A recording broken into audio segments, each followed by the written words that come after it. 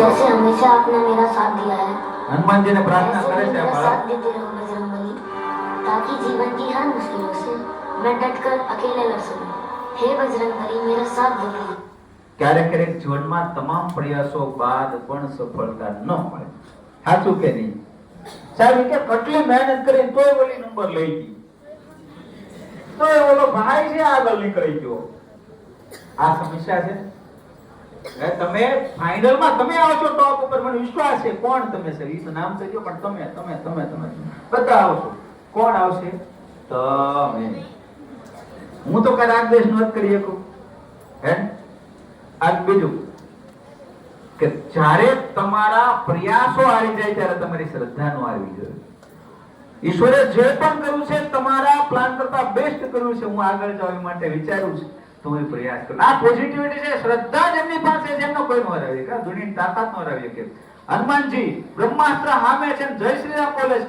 રામને બચાવવાનો છે બ્રહ્માસ્ત્ર. લ્યો જય શ્રી રામ ઈ બોલે છે તો હનુમાનજી આમ કહી દે તો રામ તો છે જ નો, પણ એ તો માનવ રૂપે છે.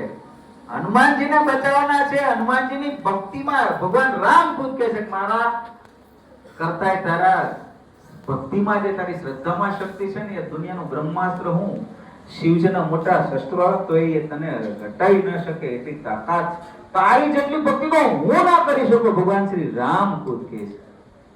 રામ છે હનુમાનનું સ્મરણ કરે ખરેખર, કારણ કે હનુમાનમાં રામને શંકર દેખાય અને શંકરનો અવતાર એટલે કે હનુમાન.